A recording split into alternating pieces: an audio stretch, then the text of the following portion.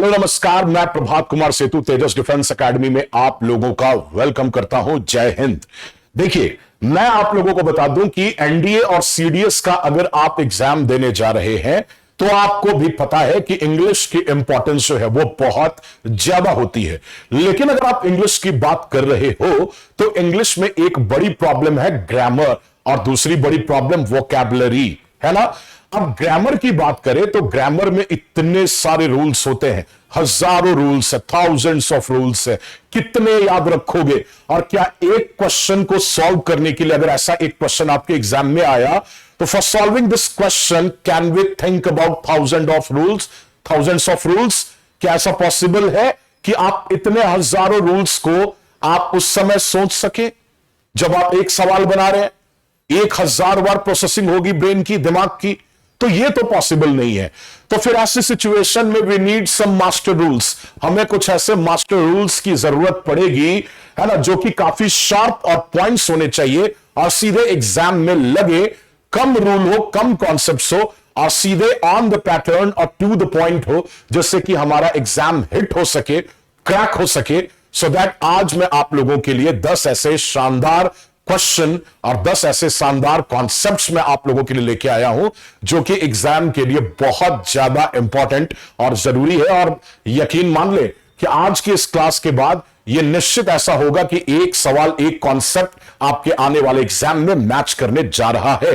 यानी 1 नंबर तो मैंने आपको दे दिए और इस 1 नंबर की इंपॉर्टेंस क्या है ये आप भी समझते हो और मैं भी समझता हूं और पूरी दुनिया समझती है जो भी एनडीए और सीडीएस के एग्जामिनेशन में अपना इंटरेस्ट रखती है।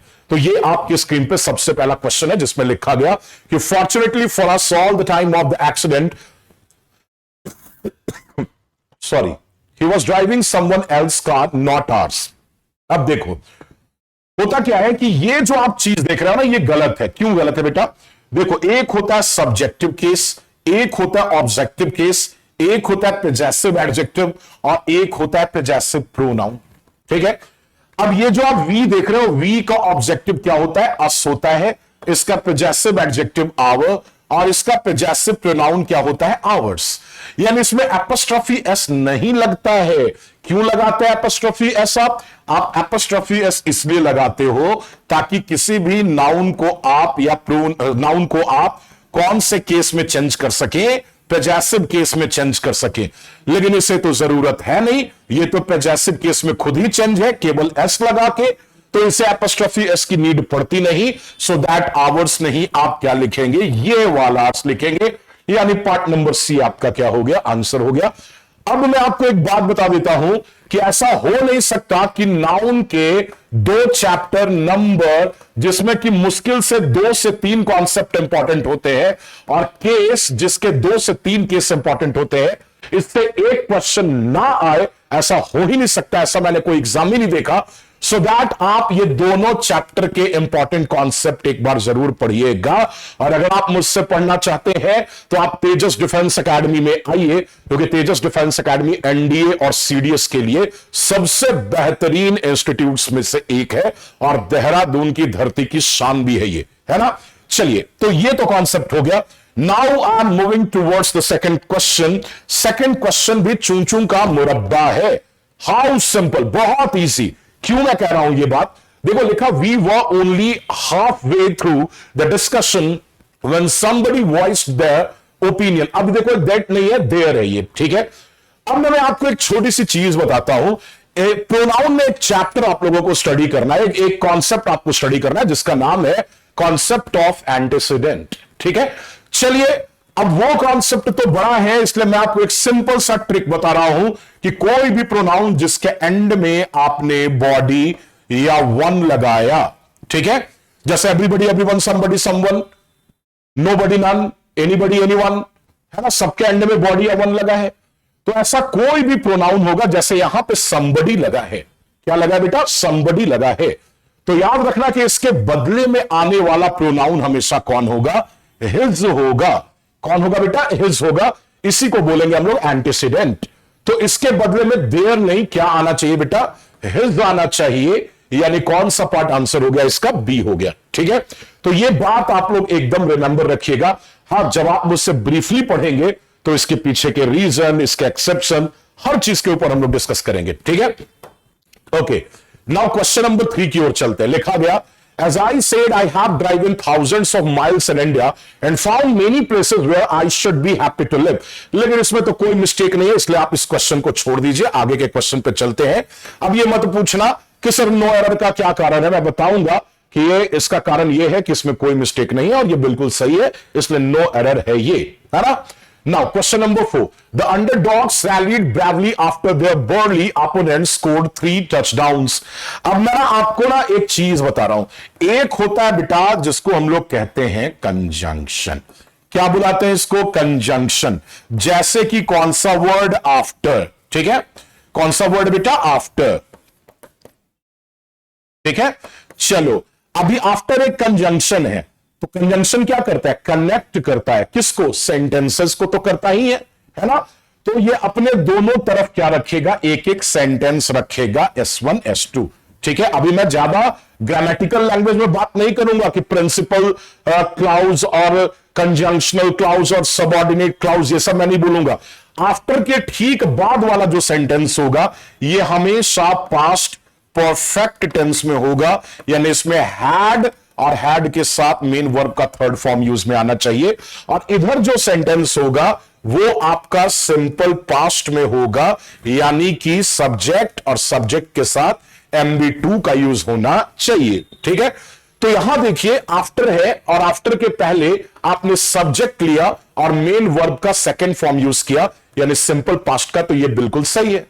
लेकिन इसके बाद अगर आप देखें तो यूज करना चाहिए था हैड प्लस V3, लेकिन इसने केवल स्कोर्ड लिखा यानी V3 लिखा, इसके पहले इसको हैड लगाना चाहिए था यहां पे, यानी कौन सा पार्ट आंसर हो गया? सी हो गया। इसे लिखना चाहिए था हैड स्कोर्ड, ठीक है। तो ये कॉन्सेप्ट एकदम अपने दिमाग में रखिएगा, बहुत ज्यादा इंपॉर्टेंट होता है, बहुत ज्यादा क्रिटिकल होता है, राइट। चलिए अगले क्वेश्चन की ओर चलते हैं। ये क्वेश्चन भी बहुत सिंपल है और बहुत इंपॉर्टेंट कॉन्सेप्ट भी इसमें यूज में आता है। लिखा गया, he could easily have won a scholarship if he would। देखो, इसको कहते हैं कंडीशनल सेंटेंसेस। क्या बुलाते हैं बेटा? कंडीशनल सेंटेंसेस कॉल करते हैं, ठीक है। जिस सेंटेंस में if लगा रहे, until लगा रहे, unless लगा रहे, as soon as लगा रहे, ठीक है, एक्सेट्रा, इस टाइप के जितने भी कंजंक्शनल सेंटेंसेस होते हैं उनको हम लोग बोलते हैं कंडीशनल सेंटेंसेस। इसमें शर्त लगाया गया है कि यदि तुम मुझे 500 रुपए दो तो मैं तुम्हें थप्पड़ मारूंगा, यानी 500 रुपए नहीं दोगे तो मैं थप्पड़ नहीं मारूंगा। मेरी बात समझ रहे आप? तो इसको कहते हैं कंडीशनल सेंटेंस, है ना। अब ये दोनों कंडीशनल कंजंक्शन है, एडवर्ब्स है, ये आप जो कहना है कह लो। अब इसके बाद का सेंटेंस अगर आपका किसमें है? सिंपल पास्ट में है, तो इधर आपको मॉडल्स जो यूज करना है वो क्या क्या? तो वो आपको यूज करना है, कुड यूज कर लो, वुड यूज कर लो। लेकिन अगर इधर सिंपल प्रेजेंट है ना बेटा, अगर इधर सिंपल प्रेजेंट टेंस है तो फिर इधर आपको कैन, शैल, विल ये सब यूज करना पड़ेगा। और इधर अगर मान लो पास्ट परफेक्ट टेंस है तब उस सिचुएशन में आपको पास्ट के लिए कुड या वुड तो लगाना ही है, और प्लस आपको क्या लगाना पड़ेगा? हैव लगाना पड़ेगा। तो यही वो कॉन्सेप्ट होता है बिटवा, ठीक है। अब देखना यह है कि यहां पे क्या यूज किया इसने? कुड का यूज किया। किसका यूज किया? कुड का। तो जब कुड का यूज कर रहा है इसका मतलब है कि इफ के बाद जो सेंटेंस होगा वो सिंपल पास्ट में होगा, इसलिए आपको वुड हैव लगाने की जरूरत नहीं है। आप सीधे सब्जेक्ट ही के बाद आप डिवोटेड मेन वर्ब का सेकंड फॉर्म यूज करेंगे जो कि स्ट्रक्चर है सिंपल पास्ट का, इसलिए वुड हैव हटाइए। एग्जाम में जल्दी मिस्टेक पकड़ने के लिए मैं छोटा सा टिप दे रहा हूं आपको। कभी भी कोई भी कंडीशनल वर्ड, शर्त वाले वर्ड लगे हुए देखना, तो उसके ठीक बाद आप जो है वो मॉडल्स का यानी can, could, may, might, should, shall, will, must का यूज आप नहीं कर सकते। करोगे तो स्टेटमेंट आपका रॉन्ग हो जाएगा, ठीक है। यूजुअली ऐसा होता है, ओके। क्वेश्चन नंबर 6 में कोई मिस्टेक नहीं है, कोई एरर नहीं है, इसको आप छोड़ेंगे, है ना। चलिए क्वेश्चन नंबर 7 क्या कहता है ये? The clerk who had fainted told me that he felt all right. अब देखो ये जो आप ऑल राइट देख रहे हैं, ALRIGHT, ठीक है, ALRIGHT, और एक होता है ऑल राइट, ठीक है, तो इसको हम लोग कहते हैं कि ये थोड़ा इनफॉर्मल हो चुका है, इसलिए ग्रामेटिकली इसको करेक्ट नहीं मानते, और ये हमारा क्या है, फॉर्मल है। दूसरी बात, ये जो ऑल राइट देख रहे हो ये ओके के सेंस में जाता है, जबकि ये वाला ऑल राइट जो है वो एवरीथिंग इज राइट इसके सेंस में यूज में आता है, राइट, कि सारी चीजें सही है, हर कंडीशन सही है, तो इसके सेंस में क्या लेते हैं हम लोग, ऑल राइट लेते हैं। लेकिन केवल ओके बोल देना हो तो हम लोग क्या यूज करते हैं, ऑल राइट यूज करते हैं। Clear?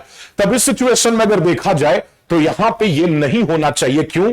The clerk who had fainted told me, ये फेंट हो गया था, बेहोश हो गया था, तो जब होश में आएगा तो कहेगा कि हाँ भाई सब कुछ ठीक है, मेरा सब कुछ ठीक है, केवल ओके नहीं हूं मैं, बल्कि सब कुछ ठीक है, अच्छी तरह, तभी तो आदमी सेटिस्फैक्टरी और कन्विंस्ड होगा ना।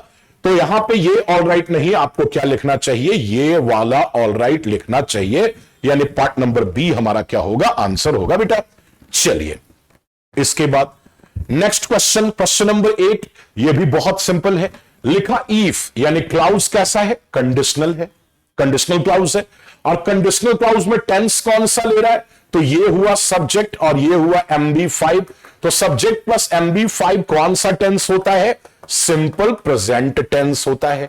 और सिंपल प्रेजेंट अगर कंडीशनल क्लाउज में चलता है तो रिजल्ट क्लाउज में शुड नहीं, आप क्या लगाते, शैल लगाते, यानी कौन सा पार्ट आंसर हो गया, सी हो गया। हाउ इजी, हाउ सिंपल, बहुत आसान है ये, है ना। ओके, नेक्स्ट क्वेश्चन 9, कोई मिस्टेक नहीं है। 10th में चलते ही, इसमें भी बहुत इंपॉर्टेंट कॉन्सेप्ट आज आपने सीखा, नाउन चैप्टर, उसके बाद कंडीशनल का चैप्टर, ये दोनों बहुत इंपॉर्टेंट होते हैं। कंजंक्शनल चेंजेस ये भी बहुत इंपॉर्टेंट होता है, इससे भी एग्जाम में क्वेश्चन आता है। तो ये 3 कॉन्सेप्ट, जो 4 कॉन्सेप्ट जो आप देख रहे हैं, इनसे 2-3 क्वेश्चन आने एकदम फिक्स होते हैं आपके एग्जाम में, ठीक है। क्वेश्चन नंबर 10 देखो, although I have attended college until recently, जब आप रिसेंटली का यूज करते हैं तो जो टेंस चलना चाहिए वो कौन सा चलना चाहिए, वो चलना चाहिए सिंपल पास्ट, यानी सब्जेक्ट आना चाहिए, MB2 आना चाहिए और ऑब्जेक्ट आना चाहिए, सो दैट हैव नहीं लगेगा, आई सब्जेक्ट और उसके बाद सीधे सीधे MB2, तब जाके सेंटेंस करेक्ट होगा। पार्ट नंबर ए हमारा क्या होगा, आंसर। तो देखा आपने कि अगर आपके कॉन्सेप्ट सही हो तो एग्जाम के क्वेश्चन जो है वो बड़े शानदार तरीके से बहुत कम टाइम में आप सॉल्व कर सकते हैं। इसी तरह की क्लासेस मैं रोजाना लाता रहूंगा। आप इस चैनल को एकदम जबरदस्त सब्सक्राइब कीजिए और पहुंचे देहरादून, ताकि NDA और CDS को क्रैक करने का इस बार का सपना हम लोग क्या करें, पूरा करें। धन्यवाद।